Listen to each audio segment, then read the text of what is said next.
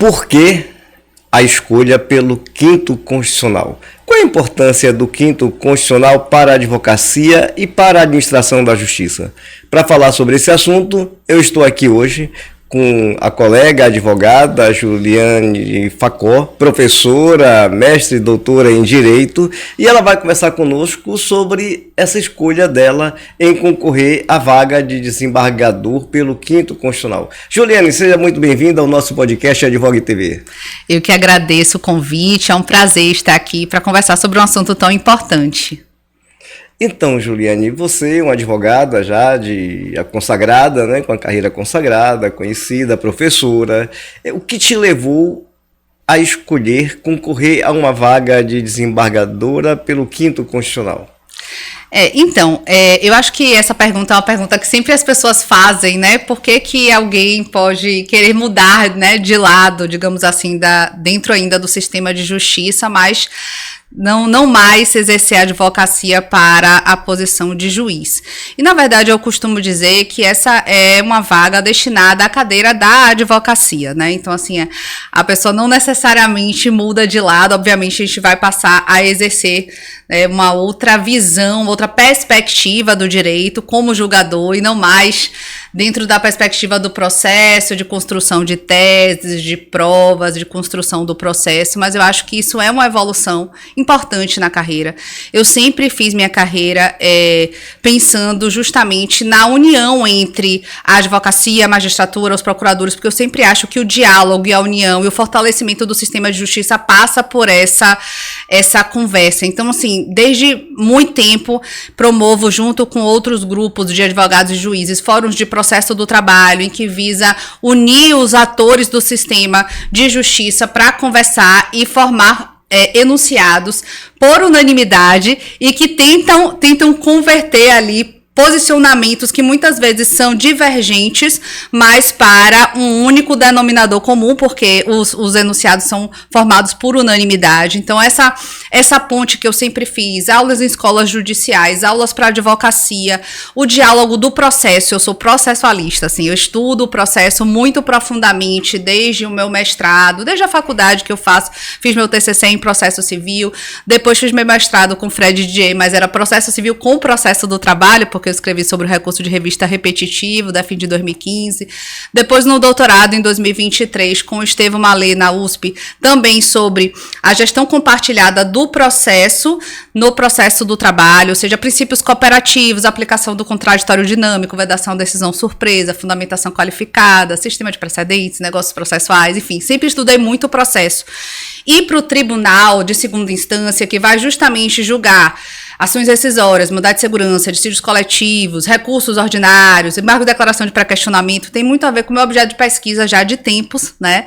E com a minha advocacia estruturada e focada num processo mais estratégico e ter uma visão mais estratégica de processo. Então, acho que faz sentido dentro do que eu construí até então, da minha visão como professora, da minha visão de sala de aula, de promover eventos que tentem efetivamente aperfeiçoar o processo do trabalho para fornecer cada vez mais melhores ferramentas para instrumentalizar o direito material. Então, acho que quem me conhece, assim, sabe que tem a ver com a minha trajetória, né? É um caminho que estar na perspectiva do julgador também te abre um desafio, né? Você muda de posicionamento e você tem ali o processo para julgar de acordo com as regras de processo e com as regras constitucionais e o que foi construído no caso concreto, que é o que eu sempre preguei na sala de aula e também nos livros que eu publiquei fruto da minha dissertação de mestrado e da tese de doutorado. Que bom. Juliane, a gente sabe que existe um certo debate na sociedade e tudo aquilo que é debatido é preciso que seja enfrentado. Sim. Tá? Existe um debate sobre o quinto constitucional. É legal, do ponto de vista, não é uma janela para que você entre direto ao tribunal sem ser juiz de carreira, Sim. sem ter passado por um concurso para magistratura, sem ter assumido varas na condição de julgador e só depois ser promovido a desembargador depois de algum tempo de carreira. Eu queria que você dissesse, na sua visão, o quinto constitucional é legal. Eu falo do ponto de vista de ser bom para a sociedade. Quando Sim. eu falo legal, não é ser legal ou ilegal daquele sentido que a gente costuma ouvir, não.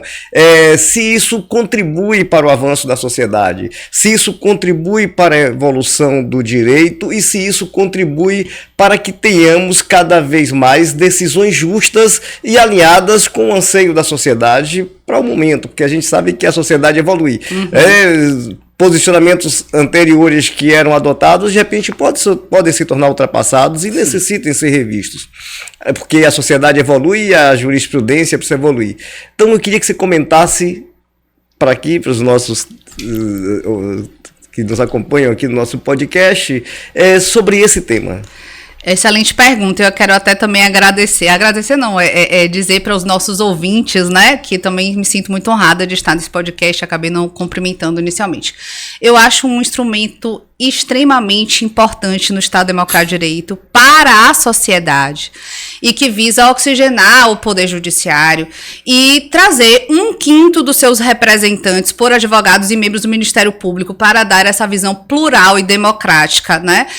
O juiz de carreira, ele tem uma função muito importante, né? Passou pelas varas, instruiu o processo, depois ali por antiguidade e merecimento vai compondo o tribunal, mas a advocacia é quem está mais próxima da sociedade, porque é quem atende o cliente diretamente, é quem conhece o processo antes de ser processo, na orientação ao trabalhador, no caso da Justiça do Trabalho, ou a própria empresa, antes do conflito virar conflito, nas orientações jurídicas, no como vai construir ali aquela questão. Então a gente está muito próximo dos bastidores do processo, da realidade do processo. Por advogarmos, né, com base naqueles instrumentos, nós sabemos exatamente o que é que tem no processo, o documento, a importância da construção de tese, da fundamentação qualificada, dos argumentos contrários e favoráveis a cada tese, da resposta ao cliente, ao judiciário, ao jurisdicionado, desculpa. Então, assim, eu acho que a visão da advocacia, de quem vive a advocacia de fato, no caso do 5º da Justiça do Trabalho, uma justiça especializada, qualificada, de quem vive isso, vem muito a contribuir com o juiz de carreira, que fica muito tempo já desse lado de julgador, né? E aí acaba se afastando um pouco da sociedade, da perspectiva da construção e do cliente, do que você tem em cada processo. Então, acho que o 5º traz para a sociedade uma possibilidade de uma visão mais justa e efetiva, como você mesmo pontuou aí, uma decisão mais qualificada, uma decisão que tende a ter uma fundamentação mais qualificada no sentido de que nós sabemos o que custa construir lá uma tese jurídica, provar determinada questão, estabelecer como na prova. Então, tendemos a ter maior preocupação em ouvir o advogado, em ouvir as partes, em construir uma decisão dialógica, uma decisão que observe o contraditório, que não seja surpresa, que observe os paradigmas constitucionais e de processo. Então, nessa perspectiva, além de ser, né, uma garantia constitucional, eu acho que muito bem posta, a visão da advocacia e também do Ministério Público, que já vai trazer outras questões aí para a mesa, outras perspectivas, tende a oxigenar e a tornar o judiciário mais plural e, portanto, a sociedade ganha com isso. Sem dúvida. Eu concordo com você, o 5º Constitucional eu acho importantíssimo, exatamente porque é uma outra visão. Você traz pessoas ali que tinham uma vivência no Ministério Público, porque uma parte desse 5º Constitucional é do Ministério Público, outra da advocacia. Se você traz uma visão de pessoas que tinham uma vivência grande na advocacia, uma experiência, eu acho que isso realmente é uma contribuição importante para que tenhamos decisões mais equânimes com os anseios da sociedade, eu não tenho nenhuma dúvida. Agora, a gente sabe que a advocacia é uma atividade de meio e a gente fica ali naquele campo, num triângulo, porque a gente tem o cliente de um lado que espera de nós, espera o máximo de nós, a gente faz a postulação e a gente tem ali que aguardar a decisão de um juiz que vai analisar o nosso arrazoado, os nossos argumentos e vai decidir. A gente sabe, e a gente tem visto hoje com essa questão das audiências virtuais, audiências agora transmitidas ao vivo pelo YouTube, de vez em quando a gente vê alguns entreveros entre advogado e juiz. A gente tem visto isso recentemente. Claro, antigamente acontecia, mas isso não vinha público porque ficava ali restrito ao recinto do judiciário. Você, na sua advocacia, claro, eu não quero nomes, eu não quero absolutamente nada, tá? Aqui é só para que a gente converse. Sim. Na sua advocacia, você já teve algum momento de maior estresse com juízes, com magistrados ou magistradas? Eu vou te dizer até que não, tá? Eu sempre, assim, acreditei muito na força da argumentação, né? Então, sempre procurei argumentar, procurei mostrar o meu conhecimento do processo, que a gente conhece muito o processo quando a gente está ali em audiência ou sustentação oral, a gente se prepara para aquilo. Meu conhecimento de processo, né? De meu estudo com processo, com as técnicas processuais, eu sempre procurei colocar ali e sempre tentei agir de forma respeitosa, um magistrado ou outro que de alguma forma, né, agiu de como eu não concordava. Eu fiz na Justiça do Trabalho a gente faz muito o nosso protesto, argui a nulidade dos atos processuais, justifica e segue, né? Eu não tive, embora tive já processos bem complexos, com audiências longas e que desgasta mesmo, porque a gente já está horas ali, e embates com outras partes, eu sempre procurei agir de acordo com a força da argumentação, né? E assim, não tive episódios que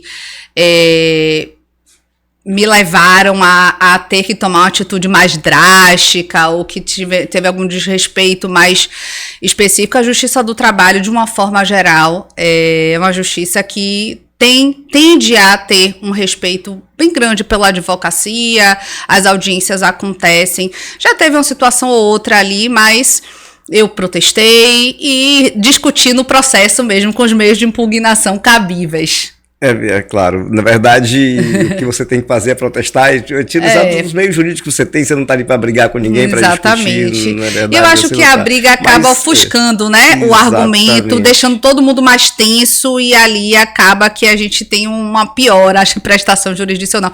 Eu sou a favor muito da ideia da cooperação no sentido mesmo de que as partes dos advogados, as testemunhas, todos aqueles, e o juiz, né, obviamente, que participam do processo, tem que entender qual é a sua responsabilidade, o seu dever ali, e seus direitos também. Então, dentro dessa perspectiva, se está todo mundo ali querendo uma prestação jurisdicional adequada e qualificada, a gente tem que fazer isso pela força da argumentação. E quando acontece a arbitrariedade, a gente tem nossos instrumentos lá cabíveis para nos insurgir, né, de forma sem precisar levantar a voz ou fazer coisas assim do tipo. Eu penso assim. Isso é verdade.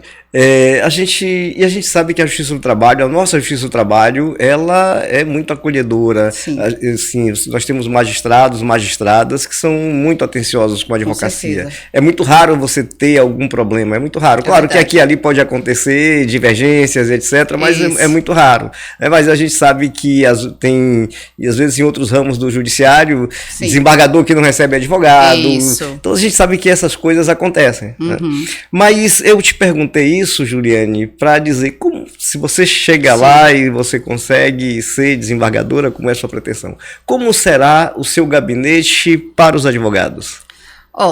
Parece clichê, né, falar isso, porque todo mundo fala, gabinete aberto, sem portas, acessível, aquela coisa toda, mas eu acho, mais do que tudo, que isso é um dever da magistratura. Quem vem do quinto é um dever, sei lá, duplicado, triplicado, porque a gente sabe a importância de ser ouvido num processo, que faz de fato a diferença. Né? O magistrado, o desembargador tem lá não sei quantos processos para julgar e vai ali julgar de forma, se o advogado vem falar, é porque há um destaque que deve ser observado. E a gente sabe que isso é importante, apresentação de memoriais, conversar, despachar, sustentação oral. Eu faço muito isso, eu atuo muito no segundo grau, né? No Tribunal Superior também. Mas eu sei a relevância disso para um processo. Eu estou nessa cadeira e sei como é importante ser ouvido e que faz de fato a diferença. Então não tem como eu agir de forma diferente. Isso não é projeto, é um compromisso mesmo. É um compromisso que quem ocupa a cadeira do quinto tem que ter. Não pode ser algo como, é um projeto. Não existe projeto. É um dever de quem ocupa a magistratura, porque a gente está representando o advogado, representa a sociedade, o cliente, o jurisdicionado, que tem aí o direito de ser ouvido e de ter o pleno acesso à justiça, né, com todos os meios que lhe são inerentes. Então, eu acho que, assim, isso não tem nem dúvida de que o meu gabinete, meu celular, meu WhatsApp, né, vai ser disponível, como muitos desembargadores que vêm do quinto. Hoje no TRT a gente tem uma felicidade muito grande, eles disponibilizam diretamente o WhatsApp. A gente fala com o desembargador para marcar diretamente no WhatsApp. Então, assim, às vezes os memoriais a gente manda no WhatsApp, manda no e-mail do gabinete, mas há uma informalidade muito, muito grande, mas que facilita muito o acesso, porque o advogado quer ganhar, mas ele quer mais do que ganhar, ser ouvido. Por quê? Porque se ele é ouvido, ele fez o seu papel, ele cumpriu. A gente não tem como garantir, como você mesmo falou, uma obrigação de e-mail, a gente não tem como garantir o resultado. Mas a gente tem como garantir para o nosso cliente que a gente vai fazer tudo o que tiver ao nosso alcance para ter o resultado desejado dentro dos meios que nos são cabíveis. Então, se a gente fez o nosso papel e não ganhou, faz parte do jogo, faz parte do processo, né? Mas pelo menos a gente conseguiu ser ouvido e conseguiu que os argumentos ali fossem pelo menos considerados. Eu acho que isso é o mais importante. Juliane, eu te perguntei isso, na verdade, porque uma certa feita eu estava em outro estado da federação, não era na nossa boa e querida Bahia, era outro estado da federação, e era na Justiça Comum Estadual, e eu tinha ido para fazer uma sustentação oral. Sim. E você sabe que a gente fica ali dentro da sala vendo a sessão e ouvindo outros advogados realizarem a sustentação oral. E eu vi um advogado que ocupou a tribuna, o relator do processo foi altamente descortês com o advogado, mas muito descortês. Aí eu conversei como eu não era daquele estado, eu não conhecia a fundo o desembargador, eu conversei com um colega que estava do meu lado, que também ficou indignado com aquela descortesia do relator em relação ao advogado, e aí o colega me disse, e ele veio do 5º Constitucional da Advocacia. Não acredito. Eu falei, caramba, puxa, o cara veio do 5º Constitucional da Advocacia, ele sabe o que é advocacia, ele é descortês com a advocacia. A gente sabe que poder embevece. Poder transforma pessoas. Aliás, não, o poder não transforma, o poder revela. Na verdade, o poder revela. Ele não transforma, ele revela. Às vezes você tem ali o lobo em pele de cordeiro, como se diz, aquela pessoa que está ali contida porque ela não tem o poder necessário para soltar e mostrar as garras. É verdade. Mas quando ela se vê imbuída do poder, ela não se transforma, ela se revela. É isso que a gente precisa deixar bem claro, que ela se revela. Então, o poder, de certo modo, ele é um elemento que... catalisador, digamos assim, de algo que já estava ali dentro, exatamente. Né? Então, ele tem os dois lados, né? E há sinais, né? Eu acho que há sinais, né? Quando a pessoa tem isso, às vezes não é percebido, mas, de fato, eu não consigo imaginar uma pessoa que entra pela advocacia, né, com a eleição, seja indireta, porque tem alguns estados que fazem eleições indiretas só pelo conselho, ou pela direta, então assim, eu posso imaginar que essa pessoa, obviamente não conheço, que fez isso, provavelmente não era advogado mesmo, porque tem isso também, né?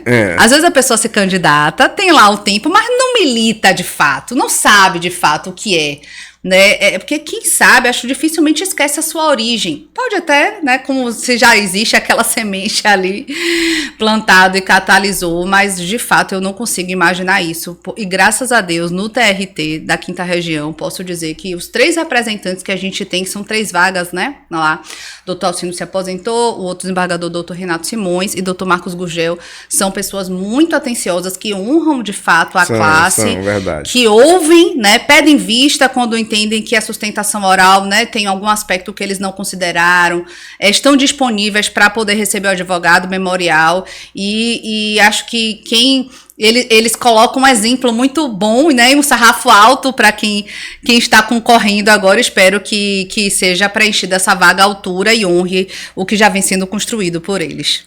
Por isso que eu disse que foi em outro estado da federação e, inclusive, foi no Tribunal de Justiça, né? Foi Justiça Comum Estadual e foi em outro estado. Mas aqui realmente, na nossa Bahia, a gente não tem esse problema.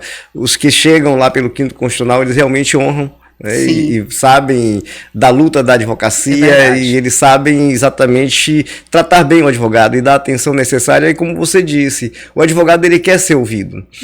Me deixe trabalhar, me deixe fazer meu trabalho, julgue como você quiser, julgue como achar que deve ser, mas deixe trabalhar. Escute. Exatamente.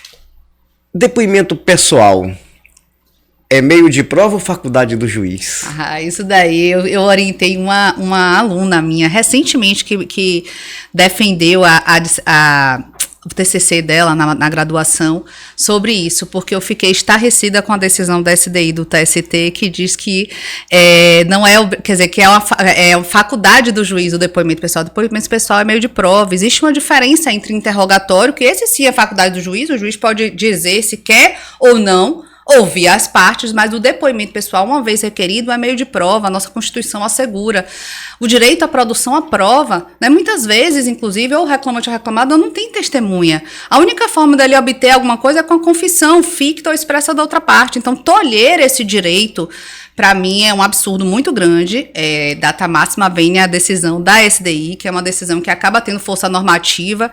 Mas eu fiz um evento até recente na Faculdade Baiana de Direito, que eu dou aula, e a gente discutiu esse tema, que eu estudo os precedentes também já há bastante tempo, mas talvez ali não tenha se formado uma ratio de acidente qualificada, porque quem teve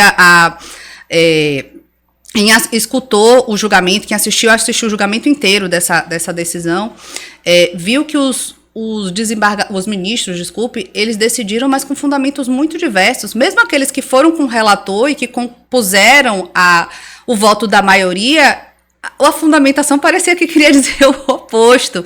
Então, há ali embora eu seja uma adepta ao sistema de precedentes, mas essa decisão especificamente eu tenho algumas ressalvas, porque eu não acho que a gente pode, com base inclusive num sistema inquisitorial que eu combato muito. A minha tese de doutorado, eu estabeleci, não existe mais sistema inquisitorial no Brasil e nem no processo do trabalho, apesar das assimetrias da parte, de ser verbas de natureza alimentar, mas a gente está dentro de um processo que é constitucional e constitucionalizado, é o princípio cooperativo. E o princípio cooperativo não tem isso, de o juiz entender que é isso e acabou, sendo que, obviamente, existem fatos controvertidos no processo, claro, que for questão totalmente de direito, né, tiver justificativa e fundamentação para não ouvir, ok, mas sendo fatos controvertidos e sendo um pedido da parte, completamente o depoimento pessoal é um meio de prova, direito subjetivo da parte, não a faculdade do juiz, só o interrogatório seria a faculdade. Eu não tenho a menor dúvida sobre isso, eu até escrevi um artigo sobre esse tema, que bacana. Até escrevi um artigo, porque observe o seguinte, e quer ver uma coisa para mim que é uma violência, é mais do que um cerceamento do direito de defesa, é uma violência, é quando o magistrado já tem a opinião formada, de certo modo o convencimento dele está formado, e é contrário a quem pediu o depoimento pessoal, e ele indefere para julgar de modo a prejudicar aquela parte. Exatamente. Ora, para mim isso é uma violência, porque isso atenta contra o próprio Estado Democrático de Direito. Isso atenta com os meios de prova e, é claro, o depoimento pessoal é um dos mais contundentes e mais valiosos meios de prova, porque não tem prova mais valorosa do que a confissão. E você objetiva a confissão. Ora, eu lembro, e um grande magistrado, hoje no tribunal, ele me dizendo que pegou uma petição inicial e ali estava o reclamante, seu advogado, e a empresa não se fez presente, era revelia. Mas quando ele olhou a petição inicial, ele viu que aquilo ali tinha uma narrativa inverossímil de jornada de trabalho. Tipo, o cidadão não dormia, o cidadão não se alimentava, o cidadão não tinha folga.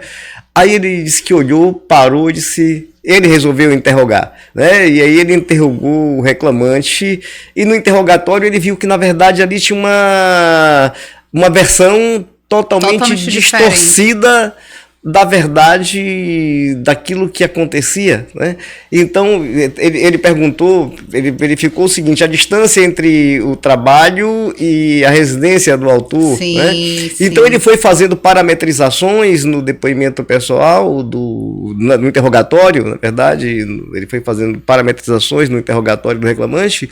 Para quê? Para que ele pudesse me aplicar justiça ao caso concreto, porque eu acho que o judiciário não está ali para servir a quem usa desse ramo especializado da justiça para obter vantagem devida.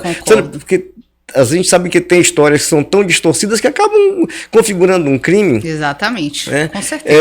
Tempo desse atrás eu peguei uma petição que o cidadão, mesmo a foto que ele tinha juntado para justificar a conduta da empresa, mas mesmo a foto que ele juntou nesse processo, ele tinha juntado em outro processo, mas se referindo a uma outra empresa, você percebe? Nossa! Então assim, e outra coisa, aquele trabalhador, eu não sei se ele trabalhava ou ele ficava posando para foto, porque tinha foto dele em todos os ângulos, em todo sentido. Eu falei, pô, o cara só tira foto, sabe? Com certeza. Aí essa foto De verdade, foto dele em todos os ângulos, em todos os sentidos. E mais, ainda colocou uma foto no processo, tinha uma foto que ele ainda dizia assim, tinha uma mensagem para ele, dele para o advogado, como se fosse algo, doutor, olha aqui, ó, arriscando minha vida. Meu Deus. Então, a gente sabe que essas coisas, infelizmente, acontecem, sabe, Juliana? Infelizmente acontecem. Então, se eu digo, o depoimento pessoal é um meio de prova muito importante. Com certeza. E você na condição de advogado, advogada, você sabe que ali, inclusive, você consegue parametrizar para fazer um confronto com o que as testemunhas vão dizer depois. Perfeito, perfeito. As testemunhas da parte vão dizer, você faz parametrizações ali para saber, ver uma coerência do discurso. Isso é muito importante. É um pilar da instrução probatória, né? Porque, como você falou, se já há uma confissão, talvez não seja necessário ouvir tantas testemunhas ou né, a extensão da instrução probatória acaba reduzindo. E é muito importante porque o juiz de primeiro grau está ali para formar a sentença, mas o processo não acaba ali. Exatamente. E o tribunal pode ter um posicionamento. Então é importante que tenha uma ata de audiência, né, com a oitiva das partes, com a oitiva das testemunhas, com a produção de prova. O tribunal de segunda instância pode revisar o processo como um todo, né? Tem um efeito devolutivo amplo e restrito ali, pode julgar com base em fundamento diverso da sentença. Então, para o juiz ali naquele momento pode não ser necessário, mas pode ser a única prova que as partes dispõem, né, a respeito daquilo, porque pode ser que não tenha testemunha, a documentação seja deficiente, e a busca, né, da verdade real, ainda que essa ideia da verdade real seja algo criticada, mas é importante, então, teve uma revelia, mas a inicial está inverossímil, então por que não, né, interrogar, acho que isso é um juiz que de fato tem uma consciência de buscar, de fato, ali a verdade para o processo que seja mais consentânea aí com a realidade. Então, acho que isso é muitíssimo importante. A gente não pode ter esse meio cerceado. Cercear um meio de prova, né? uma possibilidade de defesa mesmo da parte, tanto para um quanto para outro. Então, acho que... Sem dúvida, porque é importante para os dois lados. Sim, né? com certeza.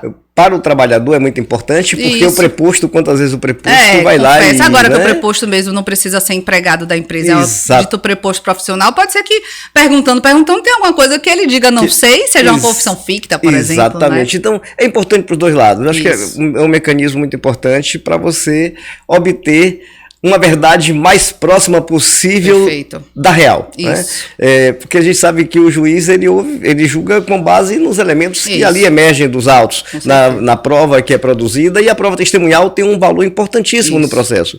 Ora, se a prova oral ela é muito importante, inclusive até mesmo para infirmar e para descredibilizar documentos que estão nos autos, né?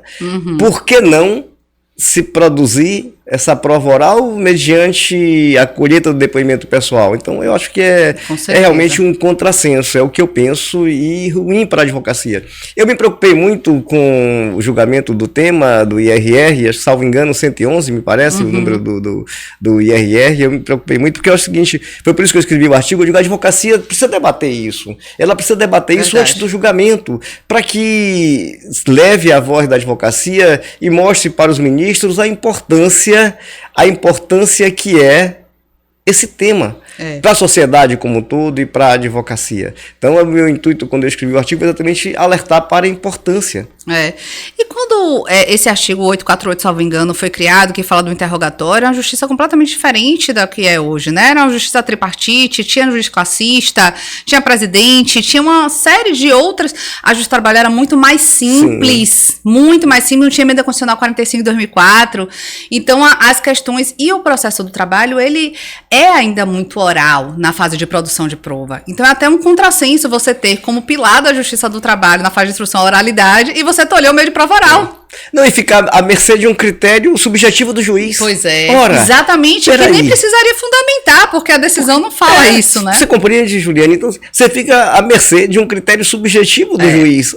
E é como eu disse, ora, e se o convencimento dele está formado em sentido exatamente contrário a quem requereu o depoimento pessoal? E aí, como é que fica? Ele vai julgar, ele vai indeferir para julgar contra? Eu acho que aí sim, mais do que nunca, ele deveria deferir. Você compreende? Exato, até por um dever. Para tentar também se convencer, de respeito porque a gente para com a parte. Não pode ter uma visão pré-concebida, né? A gente precisa estar com base no que foi ali produzido. E o juiz pode errar como todo mundo erra, né?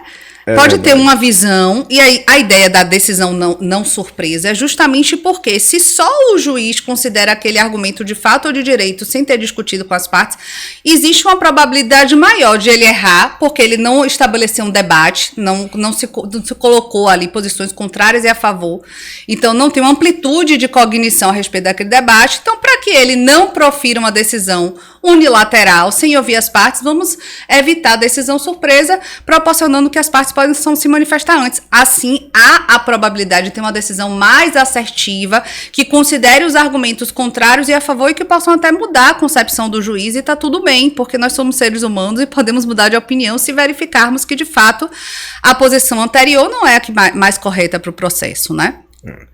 Esse debate aqui, Juliane, na verdade, eu te provoquei com relação a esse tema, porque eu acho que é importante, inclusive, que a gente veja a visão, sim, né, dos perfeito. candidatos com relação a certos mecanismos que, para mim, são mecanismos de grande importância para a sociedade. Verdade. Mas veja, você quer e pretende deixar a advocacia e passar para o outro lado da magistratura, né? É interessante que você sabe que nessas idas e vindas da vida a gente fica procurando às vezes o que fazer, e há muito tempo atrás eu resolvi escrever um livro, né? Um romance policial, mas é com uma pegada jurídica, um thriller jurídico. E o personagem, o protagonista do livro, ele é uma criança muito pobre que nasce em Pilão Arcado, ele tem todos os prognósticos contra ele, mas ele um dia sonha ser advogado. E ele vem morar com o tio dele na feira de São Joaquim para trabalhar na barraca do tio e estudar. E assim ele vem e por ser uma pessoa dedicada, ele consegue passar no vestibular da Universidade Federal da Bahia, estuda direito, se forma. E como ele não tinha grana, ele acaba indo trabalhar em um grande escritório de advocacia e por não ter grana ainda, ele resolve fazer concurso para magistratura e passa e se torna magistrado. Mas aquele sonho de ser advogado fala mais alto. Ele diz, mas eu quero ser advogado. E ele faz o caminho inverso. Ele pede, 2 anos depois de magistratura, ele pede exoneração para se lançar no caminho da advocacia. Então, e esse exemplo do personagem, claro, depois aí ele acaba tendo algumas outras consequências, ele se envolve com mulheres que não com as quais ele não deveria se envolver. Tem acontecimentos na vida dele que põem em xeque a própria ética, o poder, a corrupção, sedução, tudo isso se mistura na trama do livro, tudo isso se mistura. Mas ele segue firme na advocacia, tá? Ele deixa a magistratura para ser advogado. O que acontece? Nós temos também alguns exemplos de pessoas reais, aqui um personagem fictício, mas nós temos exemplos de pessoas reais que deixaram a magistratura para ir para a iniciativa privada. Verdade. Né? Alguns que montaram escola preparatória para concurso, escolas outras ou empreendimentos outros. A gente tem alguns exemplos de pessoas que deixaram a magistratura para... E estão firmes no digital também, né? Eu já vi isso. Não, tem muita gente aí que deixou a magistratura, outros deixaram o Ministério Público para se dedicar a uma carreira de empreendedorismo, virar empresário.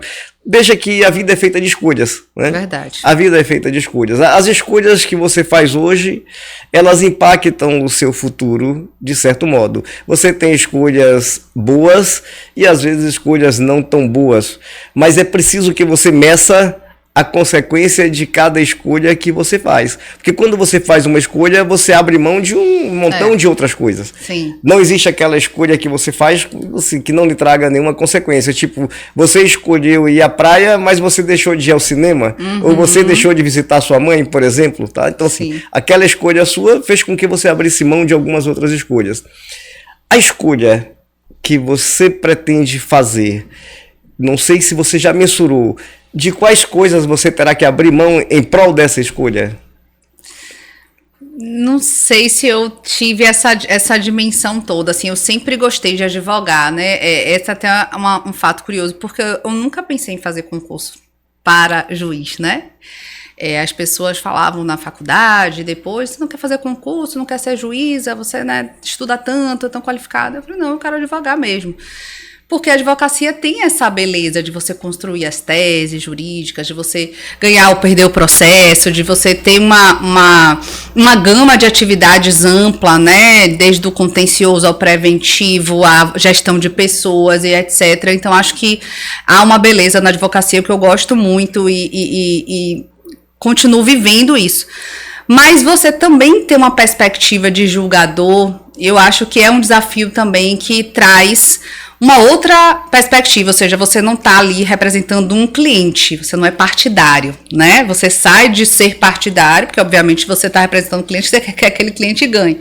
Lógico. Para colocar ali, ter uma visão imparcial, sem compromissos ideológicos, verificar as teses que foram postas no processo, as provas, o caso concreto, o direito, o ordenamento jurídico e dar uma decisão que pode mudar a vida de uma pessoa, que pode ser boa para um, ruim para outro, geralmente, ou parcialmente, porque a gente tem muito procedência parcial, mas que te dá uma construção também que eu acho muito interessante, que me desafia também, né? Você poder julgar, mas livre no sentido de você não ter um cliente que você está defendendo ali. Então, você conseguir ter essa visão do magistrado, do julgador, de um julgador cooperativo e proferir uma decisão justa e efetiva nos termos do que se foi produzido e do ordenamento jurídico também é algo que me encanta, que me traz aí um desafio e que me move, né, também a isso. E, sobretudo, do jeito que eu penso e do que eu construí os meus estudos, a minha vida de advocacia, ter poder julgar, né, com base nos paradigmas constitucionais no que foi ali estabelecido e ver uma variedade de casos também que a advocacia tem, mas não tanto quanto o juiz, talvez, porque você está ali num processo, vai julgar dos processos mais simples ao mais complexo, de um recurso ordinário, de um rito sumaríssimo, uma ação rescisória, de um dissídio coletivo a mandado de segurança e assim sucessivamente na posição de um órgão colegiado também, que você pode ter seu voto, né, vencido, e você também tem que se curvar a uma maioria, você tem que se curvar ao posicionamento e poder também contribuir para o debate, para a formação de uma tese que pode virar um precedente no IRDR, né, no IAC, também é algo que me motiva bastante, né, considerando aí toda a minha vivência de processo, né, o processo é minha paixão, processo civil, processo de trabalho, processo de uma forma geral, então acho que isso me motiva bastante também. Mas você vê que você vai abrir mão exatamente desse poder criativo, porque observe que quem provoca a jurisdição, a jurisprudência e quem cria, na verdade, é o advogado. Que eu tenho então até você falado, está abrindo mão desse poder criativo, né, de você provocar um IAC, um IRR. Isso é verdade. Então você que vai provocar, peraí, isso aqui já não está bom, isso aqui precisa ser mudado. Isso. E eu preciso trabalhar para mudar isso aqui, porque já não atende mais aos anseios da sociedade neste momento. Então vamos mudar, porque nada pode ser engessado, porque a vida, ela continua fluindo, ela vai avançando. É verdade. A gente hoje tem matérias que há pouco tempo atrás a gente nem pensava que pudesse existir, né? Agora o direito, internet das coisas, trabalho por aplicativo, você percebe que isso, alguns anos atrás, a gente nem cogitava que isso pudesse acontecer. Então, observe como a vida evolui. E o direito precisa evoluir para acompanhar. E quem é que faz essa mudança? Ora, são os advogados e advogadas, porque a jurisdição ela é inerte. Isso. O juiz não pode dizer assim, eu vou provocar a mudança agora de uma súmula. Ele não vai fazer isso porque pelo princípio da inércia da jurisdição. Então você está abrindo mão desse potencial criativo da advocacia. Sim, não. Por que sim, não? Sim, obviamente, eu falo muito isso nas minhas aulas de precedentes, que quem começa a construir o precedente vai ser sempre advogado nas suas peças processuais, mas eu, como pupila de Fred Didier, que foi meu orientador no mestrado, e a gente sempre estudou muito a criatividade judicial, visto pela doutrina como algo que é absurdo, que o juiz não pode ter criativo, mas não, o juiz, quando ele dá uma decisão, ele constrói, né, palavras dele aí. Duas normas jurídicas, uma norma jurídica que julga o caso concreto, que define as regras, e uma norma jurídica de caráter geral que se desprende do caso concreto e pode ser aplicada em outros, que é justamente o precedente e a ratio decidendi. E o IRDR e o IAC, para ficar no âmbito da segunda instância, por conta da vaga do quinto, ele pode ser também provocado pelo magistrado, né? Você pode ter a iniciativa do juiz para fazer um IRDR. Aliás, inclusive, é mais comum o IRDR ser da iniciativa do desembargador, enfim, porque as partes muitas vezes ficam com medo de propor aquele IRDR, sobretudo se é de direito material, de processo é mais fácil, e amargar uma derrota, e aí o advogado muitas vezes tem vários casos repetitivos, porque o IRDR vem de uma demanda repetitiva, e se ele perder, ele vai perder em bloco, né? Ele vai perder, ele vai formar um precedente contrário. Então a gente pode sim, agora na era dos precedentes, né, ter uma criatividade judicial, obviamente que depende de um caso concreto, dos argumentos expendidos pelas partes, mas poderá ter amicus curiae, amplitude cognitiva, audiência pública, né, trazer casos representativos da controvérsia, você construir ali várias perspectivas de casos diferentes, mas que tratam de uma mesma situação fática com a mesma controvérsia jurídica, e vai formar a jurisprudência, né? Vai formar o direito a respeito disso. A última palavra, ou a palavra da formação da jurisprudência, vai ser do desembargador nesse caso. Então eu acho que também tem essa perspectiva de criatividade judicial, não tanto quanto a advocacia, mas na era dos precedentes a gente tem muito, né? E até a própria superação do precedente, quando entender que há uma mudança no direito, a forma como vai julgar esses casos de aplicativo, talvez deveria ser pela via legislativa, mas às vezes a via legislativa é lenta, não é satisfatória, não vai ter todas as respostas para o caso concreto, né? A via da jurisprudência com força normativa, ela chega de forma a trazer uma maior perspectiva para resolver casos de forma mais rápida também, porque ninguém vai ficar esperando ter lei para poder julgar um caso, né, que está aí, internet das coisas e influência digital e tal. Então a gente vai estudar a partir do que foi provocado ali, a tese vai ser construída na petição inicial, no recurso, na contestação, mas o juiz vai ter essa possibilidade de dizer o direito através do precedente. Mas observe, Juliane, que aí existe uma diferença muito grande, tá? Eu falei de poder criativo, tá? Poder criativo. Porque observe o seguinte, quando o magistrado, ele vai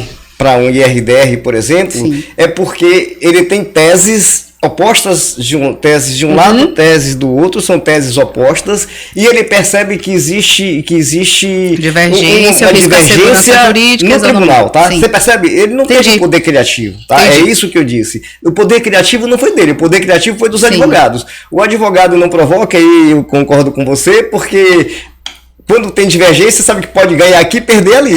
Quando uniformiza, você sabe que aí o único caminho é o isso aí. Então o advogado realmente ele tem um certo receio com uniformização, porque é uma via que pode trazer consequência, como eu disse, a questão da escolha, tá? Mas o que eu volto aqui dentro do que você falou é que, na verdade, o poder criativo não é do magistrado, ele continua na mão dos advogados, ele apenas vai fazer o que? Dizer, opa, identifiquei aqui que existe uma divergência no nosso tribunal, vamos uniformizar isso aqui, mas ele vai uniformizar exatamente baseando-se naqueles argumentos que as partes trouxeram, por intermédio de seus advogados. Eu esqueci, o poder criativo ele continua sendo do advogado. É porque no processo de trabalho há muita ampliação disso, né? Muitas vezes, veja, claro que é a partir da leitura da jurisprudência, mas a gente tem a súmula 443 que virou até IRDR, o IRDR não, desculpe, recurso revista repetitivo com reafirmação de jurisprudência, acho que foi o tema 254, eu vi recentemente, que diz que a despedida discriminatória de empregado portador de doença grave causa estigma ou preconceito ou portador do vírus HIV é nula e seja a reintegração, porque é uma presunção de discriminação. Essa súmula é de 2012, salvo engano. Antes disso, a interpretação da jurisprudência era, se o empregado diz que foi discriminado no ambiente de trabalho por uma doença, ele tem que provar, o ônus da prova é dele. Se ele não prova, improcedência. E esse caso, o paradigma que gerou a súmula 443, ou um dos casos que gerou a súmula 443, eu falo que é uma súmula que eu estudei bastante, o tribunal, a sentença foi improcedente, que diz, olha, você disse que foi despedido com câncer, que a empresa foi discriminatória, mas você tinha que provar, não provou, improcedência. O tribunal disse procedência.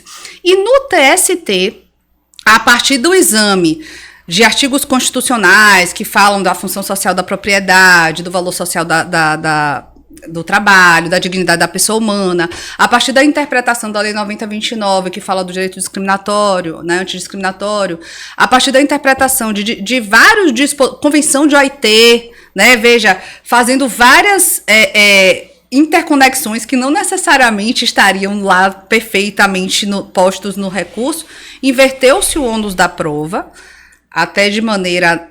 Na época até se podia, na decisão do TST, quando nem era possível você se desincumbir do ônus, né, que hoje isso não é possível após o CPC, para dizer, não, a partir de agora, a despedida de um empregado que tem uma doença grave, causa estigma, preconceito, portador do vírus HIV, presume-se discriminatória. Cabe à empresa, vamos inverter aqui o ônus da prova para caber à empresa provar essa questão.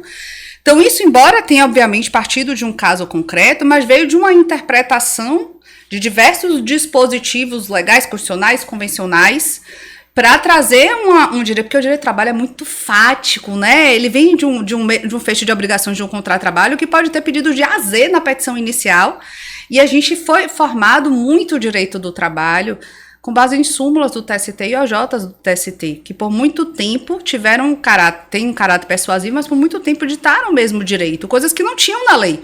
Partiram da construção a partir daí. E eu acho que a ideia do precedente vai trazer também algo assim, não obstante, eu sou partidária disso, é o advogado que traz todos esses aspectos e tenho falado para os advogados, façam suas petições iniciais, seus recursos, suas contestações muito qualificados para que os precedentes formem de forma qualificada, porque os argumentos vão partir dali, do que a gente construiu.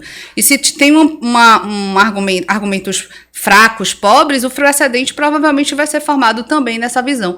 Mas eu acho que o processo do trabalho tem uma criatividade muito grande, tem se falado até de nova CLT, considerando as teses vinculantes do TST que já estão em 310, sendo que em fevereiro de 2025 tinham 23 teses. Então tem uma locomotiva aí de expresso, assim, tá fervilhando bastante. Até o final do ano, a promessa é de 500 teses vinculantes, né? Você acha que isso é contributivo para a segurança jurídica? Então, acho que sim, eu sou muito partidária à questão dos precedentes, acho que a forma como o TST tem feito de reafirmar a jurisprudência, porque diz que está pacífico, em alguns casos a gente consegue ver que de fato todo mundo sabia que esse precedente era pacificado, então ele quer ali assegurar essa força normativa, mas em outros casos, para os ministros do TST era muito claro que estava pacificado, mas para a sociedade não é, para a sociedade eu digo tribunais regionais e para os advogados. Tem várias teses ali que para o TST já estava muito tempo pacificado, a gente não tem como saber que estava pacificado, porque se não foi fruto da SDI, a gente não vai entrar na jurisprudência do TST e falar, deixa eu ver o que é que a primeira turma, a segunda até a oitava pensa para ver se é pacificado e se o tema está ali. Então eu acho o precedente muito importante para a segurança jurídica, muito importante, porque a lei é algo geral e abstrato que gera muita divergência de interpretação e o precedente é o caso concreto já interpretado. Mas a reafirmação de jurisprudência, eu tenho minhas ressalvas, embora saiba que é um instrumento que a STJ utiliza e que o TST tem utilizado bastante, mas para alguns casos eu tenho que ver a proteção da confiança, no sentido de, era realmente público e notório para todos que aquele tema era pacífico, para que ele abrevie o rito e vire reafirmação de jurisprudência numa decisão plenária, virtual, e a gente durma e acorda e tem essa 70 novas teses publicadas, como tem acontecido, isso é só uma crítica nesse momento, né? Porque muitas das teses, os tribunais regionais do trabalho não tinham essa consciência, nem as partes que eles estavam pacificados. Mas eu acho o sistema de precedentes muito importante para a segurança jurídica, sim. Eu concordo que é importante, pelo menos você uniformiza. Isso. Agora, tem alguns precedentes que eles são inovações à legislação. Sim. Tá? Tem alguns precedentes que se tornam verdadeira legislação por quem não foi eleito para tal. Sim. Tá? Então, a gente sabe que tem isso acontece.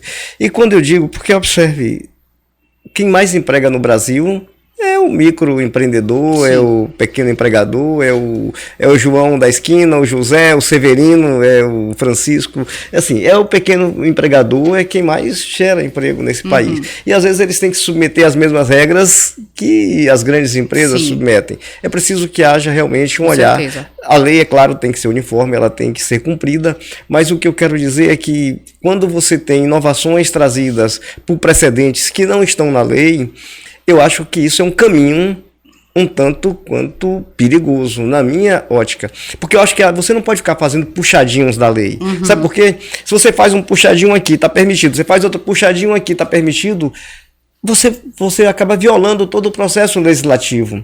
Você acaba subvertendo a ordem do sistema jurídico vigente no país. Então é preciso ter cuidado. Acho que todo precedente ele tem que conversar e dialogar com a lei. Sim. Você não pode ter um precedente que ele seja diametralmente oposto àquilo que a lei determina. O que eu digo, segurança jurídica você traz quando você tem leis que valem, que são respeitadas. Sabe, Juliane?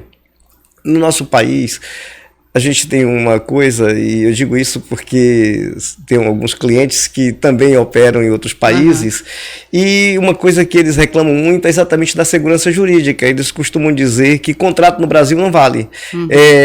O cidadão senta com você, ele é maior capaz, ele assina um contrato com você, depois, mas doutora Juliane me coagiu, eu fui premido pela necessidade econômica, por isso que eu aceitei. A gente tem que parar e ponderar um pouco, sabe? Obviamente que o sistema judiciário tem que avaliar, regular e verificar os excessos, sem dúvida nenhuma. Os excessos têm que ser combatidos. Mas observe o seguinte, Juliane. Um empregador que tem um empregado com transtorno bipolar com viés um tanto quanto violento. Tá? Você tem que analisar a situação como um todo. Sim. Imaginemos que uma mãe empregadora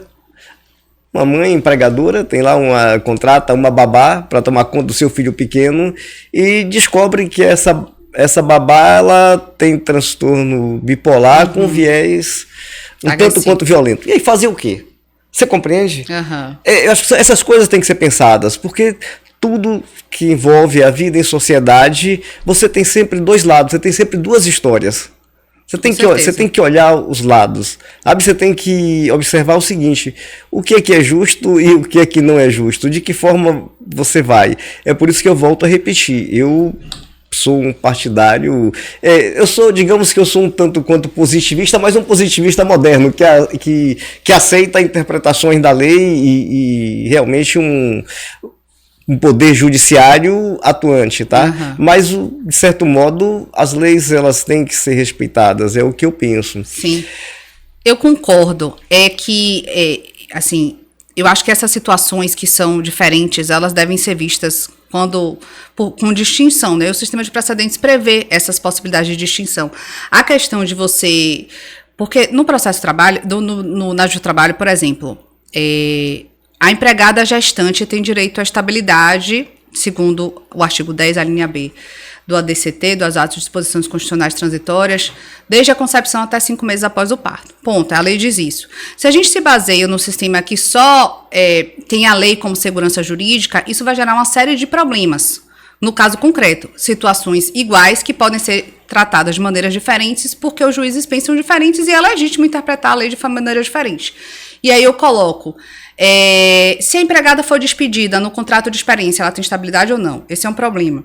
Se ela não sabia que estava grávida e foi despedida, ela tem estabilidade ou não? Esse é outro problema. Se ela sabia que estava grávida e não conta para o empregador, ela tem estabilidade ou não? Esse é outro problema. E a gente vai surgir vários problemas advindos da lei, que a lei não vai ter uma resposta única. Deixa eu te colocar mais um problema. Sim. Vou te colocar mais um problema. Pode colocar. Dentro dessa linha que você falou, Juliane, a empregada é pré-avisada que dali a 30 dias o contrato dela termina, tá? Pois é, então, no contrato de experiência, mesmo no contrato de experiência, o contrato indeterminado. Mas aqui ela tinha um contrato por prazo indeterminado, isso. Tá? Ela foi pré-avisada, ou seja... Aviso prévio. O contrato que era por prazo indeterminado, ele passou a ter um termo final, qual seja 30 dias depois daquele aviso, tá? Então ela vai trabalhar, aviso prévio trabalhado. No 17º dia do aviso, o 18º, ela engravida. Exato. Você percebe aí? Pois é. E aí o que é que acontece? O TST já respondeu essa questão com a súmula 244, que agora até parece que também tem IRR. A questão é, você pode até não concordar com o precedente, mas o que eu acho que o precedente traz é uma segurança jurídica no sentido, de orientação que o advogado da empresa vai poder dar ao seu cliente de forma mais assertiva, dizendo, olha, não pode despedir porque a proteção é ao nascituro, já houve uma interpretação desse sentido, se você despedir, a consequência vai ser a reintegração, inclusive pode pagar dano moral, você tem que verificar se é esse o que você quer.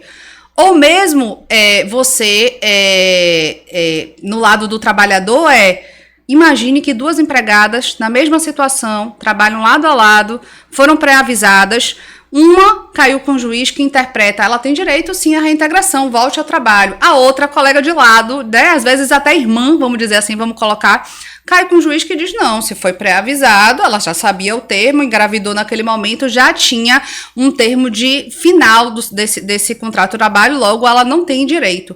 O problema aí para a sociedade é uma divergência de interpretação numa situação fática idêntica, com aplicação de uma base legal igual, que seria a interpretação do artigo 10, a linha 2, inciso 2, a linha B do ADCT, e a resposta diferente para uma demanda que é igual, repetitiva. Isso para uma sociedade é muito, muito problemático, inclusive para a análise, como você falou, de pessoas que trabalham em outros países. Eles não conseguem entender, mas peraí, eu não sei o que é que a jurisprudência diz nesse sentido, eu não sei como é que o juiz pode julgar esse caso, se existe uma lei escrita. Então, só ter a lei escrita, eu não acho que é sinônimo de segurança jurídica, porque ela dá margem a muitas interpretações, inclusive criativas, que podem até desbordar dos limites legais. Quando você tem um precedente, sendo o precedente bom ou ruim, você tem uma resposta unívoca e para situações distintas, que o precedente não tratou, você pode mostrar a distinção. Olha, mas nesse caso aqui, o transtorno bipolar no âmbito doméstico não pode ser tratado da mesma forma que no âmbito da empresa, que tem poderia ter um psicólogo, afastamento e tal, porque há um risco de integridade a um menor. Quer ver uma outra, para a gente trazer aqui? O TST decidiu no IRR1, primeiro tema que julgou sobre arguido de revés repetitivo, que não é lícito consultar antecedentes criminais para quem vai se candidatar ao emprego. Só que ele ressalva, se houver uma fidúcia especial, uma natureza de ofício ou previsão legal, você pode consultar os antecedentes criminais. E aí ele ressalva, cuidador de idoso, babá, creche, asilo. Por quê? Porque eles vão cuidar de pessoas que são vulneráveis. Eles vão cuidar de pessoas que não podem se defender. Então é lícito. O empregador pode consultar os antecedentes criminais nessas situações, né? Quem trabalha com instrumento perfuro-cortante, substâncias entorpecentes, também há essa exceção. Porque aí você não pode tratar simplesmente como direito de propriedade do empregador, porque você está protegendo ali a vida de outras pessoas. Então há uma exceção, não pode ser tratado da mesma forma. Isso está assentado no IRR número 1. Então já resolve casos e tende a reduzir a litigiosidade, porque a gente já sabe o caminho que deve seguir enquanto advogado e pode orientar o nosso cliente da melhor forma possível. Então, eu sou defensora do sistema de precedentes. Claro que não vão ser todos os precedentes que são formados de forma boa e adequada. Eu acho que precisa muito de capacitação no que é o sistema de precedentes, no que é rácio, no quais são os limites do poder judiciário, isso sim. Mas eu acho que é muito mais uma questão de você realmente qualificar e capacitar, e dos advogados também se capacitarem para a gente poder atuar no sistema de precedentes, que todo mundo saiba quais são as regras do jogo e o que é que deve fazer, a fundamentação qualificada, do que propriamente entender como algo nocivo, porque eu acho que tem mais benefícios, mesmo os ruins, pelo menos é uma resposta unívoca a dizer, olha, infelizmente você vai ter direito. Digamos que o precedente fosse, ela não tem estabilidade no contrato de experiência, nem no aviso prévio. Quando a empregada for procurar o advogado, vai dizer, infelizmente é isso mesmo, você não tem estabilidade. Ela vai se conformar, porque ela e qualquer pessoa que entrar na justiça vai perder. Agora, se ela entrar e a amiga dela, e ela perder a amiga dela ganhar, ela não vai entender nunca o judiciário. E ela vai achar que o caso dela, ou o advogado foi ruim, e ela deveria ter, às vezes é o mesmo advogado, mas ou o advogado foi ruim, ou o juiz não foi com a cara dela, ou o juiz é corrupto. Então isso gera um descrédito no judiciário. Pronto, deixa eu te falar dessa pegada aí que você falou. caso real de pouco tempo atrás. Eu estava no Tribunal de Justiça para fazer uma sustentação oral. Antes do meu processo, foi julgado um caso de professores de um município do interior da Bahia. Tá. A discussão era sobre um direito assegurado por uma lei municipal, tá? Certo. O advogado era o mesmo. Como existiam muitos professores, ele dividiu em vários processos. Aí julgou naquela mesma turma o processo, o relator era desembargador tal. Nesse processo aqui, nessa composição com esse desembargador, os professores ganharam. Logo na sequência, apregou outro processo, mesmo advogado, outro grupo de professores, o relator era outro, mudou um pouco a composição. Mudou o resultado. Os professores perderam de 2-1. Aqui ganhou, aqui perdeu por 2-1. A mesma tese, na mesma sessão, julgamentos sequentes, né? Então, você percebe que isso realmente é ruim. Agora, veja, Juliane... Mas isso se me permita, isso na verdade é contrário ao sistema de precedentes, porque pelo princípio da colegialidade e pelo próprio 926, eles têm que ter coerência com as decisões. Então tem que ter uma coerência no sentido de, se é da mesma turma, eles não podem decidir na mesma sessão de forma diferente. Mas decidiu, e foi assim, né? foi um julgamento das duas. Tá equivocado, né? Mas foi como ficou, foi o resultado, absurdo, foi como inclusive. ficou, tá? Mas veja, Juliane, registrar aqui o seguinte, eu não sou contrário ao sistema de precedentes, não é isso, mas o sistema de precedentes tem que dialogar com o sistema jurídico. Sim, tá? perfeito. E aí, Com eu certeza. lembro das palavras de Norberto Bobbio, em Teoria do Ordenamento Jurídico, quando ele fala exatamente isso. A lei tem que dialogar, você tem que ter um sistema jurídico no país, você tem lá no ápice a sua Constituição, você tem as demais leis no sistema hierárquico, e elas têm que dialogar entre si. Tá? E precisa haver uma coerência normativa, precisa ter uma coerência. Mas quando você tem um precedente que foge a essa coerência, isso para mim é ruim. Tá? Então, certeza. o que precisa ter são precedentes que dialoguem com o nosso sistema jurídico. Isso é importante. Aí eu concordo com você. Mas porque eu quero dizer é que toda situação precisa ter uma análise muito criteriosa. Eu trouxe para você um exemplo aqui, essa questão do âmbito doméstico, da babá, que tem um transtorno e pode colocar em risco a integridade e a segurança de uma criança, de um menor, você tem que avaliar no contexto. Da mesma forma, também, dentro de uma empresa, você tem que fazer uma avaliação muito grande. Sim. Eu fui, durante um bom tempo, diretor de instituição de ensino e a gente tinha muitos alunos, muitos colaboradores, e a gente via como as pessoas são plurais, tá? Eu lembro de uma aluna que nos fez revisitar todo o sistema de monitoramento da instituição, porque ela dizia que estava sendo perseguida pelos seguranças, onde ela ia, os seguranças iam atrás. A gente não era nada disso. Depois a gente descobriu, ela tinha um transtorno, ela tinha um problema, tá? Ela tinha um problema. Depois a gente descobriu que ela inclusive andava pelos corredores da instituição, pegava o telefone e, oi, presidente, dizendo que estava conversando com o presidente da República, sabe? Então, ela tinha um problema, mas até a gente descobrir, percebe? O problema dela não era uma coisa que era aparente, que você identificava de hipótese nenhuma. E, evidentemente, que dentro de uma instituição, quando você tem uma reclamação, você tem que parar, averiguar e investigar. Perfeito, você tem que apurar os fatos. E a gente fez isso. Eu estou te dando um exemplo, mas isso acontecia costumeiramente, você compreende? Porque a gente tem uma sociedade hoje muito plural e a vida moderna traz muito estresse e as pessoas, existem muitas pessoas precisando de tratamento médico. Existem. Na nossa sociedade você tem pessoas que precisam.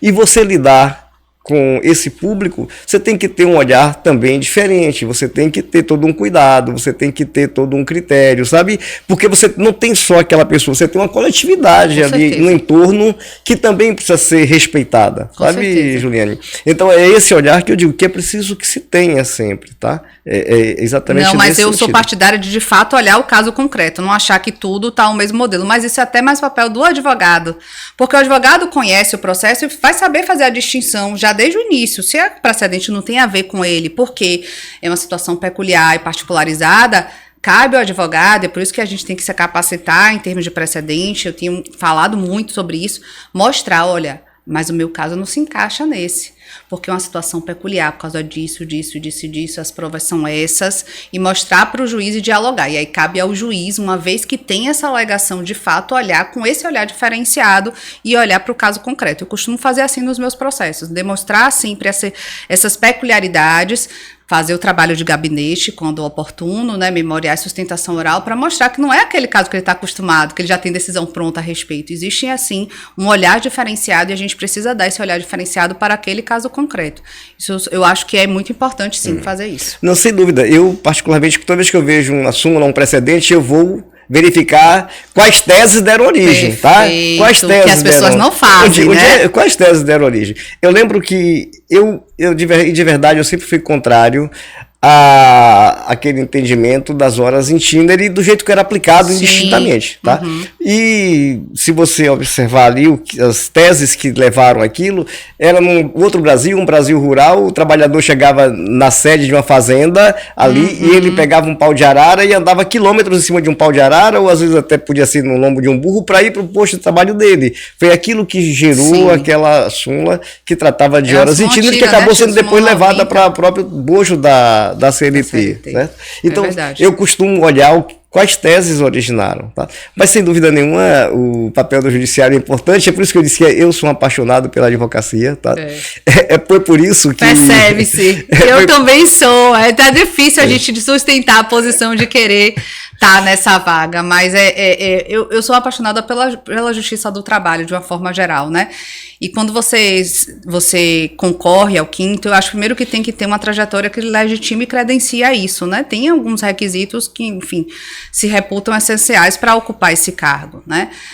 A qualificação técnica, ter serviços prestados à ordem, que eu acho também muito importante, que a gente tenha uma visão diferente de outros, até do advogado de forma ampla, não só no âmbito do nosso escritório, serviços à coletividade, tudo.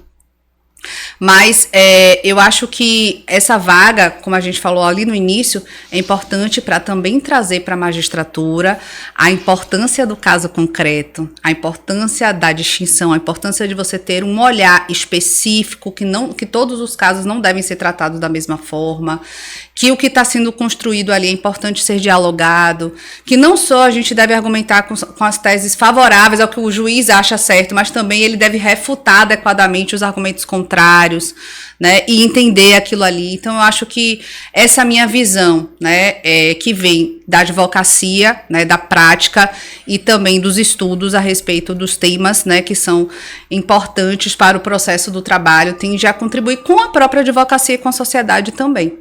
Então, acho que por isso que eu estou nessa jornada aí.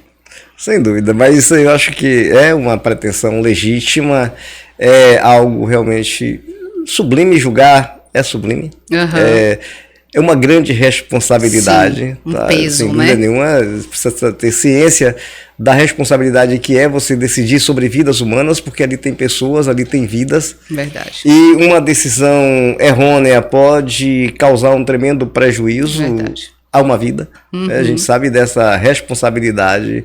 É por isso que eu falei, eu gosto da advocacia, porque a gente tem esse poder de liberdade e volto a repetir, eu gosto da advocacia, que até o romance que eu escrevi, Sedução e Morte no Judiciário, e conta o que? A trajetória de um advogado que numa noite no Rio Vermelho, Juliane, ele é abordado por marginais que colocam um corpo no porta-mala dele. Nossa! E mais, entregam para ele uma pistola e fazem ele segurar a pistola pelo cabo para pegar as impressões digitais nele, ou seja, querem incriminá-lo. E ele sai dali com esse corpo no porta-mala, e qual é o dilema dele? O que fazer com esse corpo? Nossa. Ir para a polícia ou descartar o corpo? E ele começa a ter que fazer essa escolha. Por isso eu disse, as escolhas que você faz hoje, elas vão impactar o seu futuro, você compreende, Com Juliane? certeza, então, é um livro muito interessante, viu? Dá vontade de ler, né? A sua escolha, sem dúvida nenhuma, é uma escolha de grande responsabilidade. A gente tem, né, grandes colegas concorrendo, bons nomes. Com certeza. E conversei aqui outro dia com o Cris Gugel, a gente bateu um papo aqui também. A gente tem colegas valorosos aí nesse pleito. Desejo a você muita sorte. Agradeço pelo seu tempo de estar aqui conosco, Juliane. Deixa que você faça aí suas considerações finais para o nosso público, para a nossa audiência. Eu que agradeço imensamente, foi muito bom conversar sobre temas que eu gosto bastante, né? Não só do quinto, mas de processo, né? Passaria horas aqui conversando sobre o processo e sobre a importância disso para a advocacia, para a sociedade, para a magistratura. Fiquei com vontade de ler seu livro, tem que mostrar, né, o livro também. Aí, ó, muito legal. Sedução e Morte. Sedução e Morte. E eu queria dizer, Habib, que eu acho que é muito importante que as pessoas participem desse processo democrático. É um voto facultativo, né? Mas é online. Acontece as eleições no dia 9 de outubro, de 9 às 17 horas. O link vai estar disponível no site do AB ou mesmo enviado por e-mail, né, para o e-mail cadastrado. Participem do processo democrático, né? Eu vou até dizer para todo mundo, escolham um candidato, não só um candidato, tem até 6 candidatos para votar. Pesquisem o currículo, a trajetória, os requisitos que vocês consideram importantes para ocupar essa vaga, que é uma vaga da advocacia e precisa ser vivenciada por quem de fato vive a advocacia e que tem os predicados para tanto. Mas mesmo que você não atue na Justiça do Trabalho, vote, porque a participação do quinto é uma participação que pode ser, que tenha a voz da classe, né, representando a classe. E uma baixa votação no quinto, tenho costumado dizer isso, por exemplo, no quinto do TRT, porque as pessoas, eu não advogo na Justiça do Trabalho, então não vou votar. Mas isso pode interferir no quinto do TJ. Primeiro porque pode-se entender que a advocacia não tem interesse de participar desse processo. E aí ter, por exemplo, daqui para frente, mais à frente, uma eleição indireta, por exemplo, só pelo conselho. Eu acho que perde o processo democrático nesse sentido. Perde muito. E segundo, porque hoje é a advocacia trabalhista que está sendo, né, colocada ali na lista 6ª, amanhã o TJ, a advocacia trabalhista também vota. Então, assim, é algo que é da advocacia. Então, participar do processo, estudar os candidatos, o perfil na OAB existe lá, o currículo, um vídeo de 1 minuto de cada candidato, o Instagram, né, as redes sociais do candidato, não custa muito, né? A gente cada vez mais precisa ter participação da classe nos processos democráticos. Nós somos a voz da sociedade, dos direitos, e como é que a advocacia não vai votar? Como é que a advocacia não vai participar de um processo democrático como esse, né? Então, vote, peça o seu voto de confiança aí, se achar que eu preencho os requisitos que vocês reputam relevantes para o quinto, mas pesquisem a vida dos candidatos, deem um voto de confiança e participem, é uma votação online, não precisa se deslocar para lugar nenhum. De onde você estiver, até se a pessoa estiver viajando fora do país, ela pode votar. Uma votação que vai levar, sei lá, 5 minutos do tempo, a pessoa vai ver as fotos, vai clicar e vai preencher e vai ter, assim, a ideia de que eu participei desse processo. Vai ter a chance de formar uma lista 6ª qualificada, e se uma lista 6ª formada já de forma qualificada, a gente tem a garantia de que ali vai sair um desembargador, uma desembargadora qualificado, porque a classe soube escolher. Eu acho que isso é muito importante. Então, peço o seu voto de confiança, peço que votem em mim, né? Tem que pedir diretamente aí, mas que no dia 9 de outubro não deixem de votar e de participar desse processo democrático. Agradecer a todos e todas ouvintes que nos acompanham e a você pelo convite e pelo papo tão interessante, né? Sobre temas tão relevantes e por cumprir um papel importante para a nossa sociedade, para a advocacia, para a classe, que é dar voz aí a tantas pessoas, não só a mim, mas com outras pessoas que participaram de outros temas importantes também, e continuem acompanhando o podcast. Muito obrigada. Obrigado a você, Juliane. Foi excelente o nosso bate-papo. E a você que nos acompanha, meu obrigado e até a próxima.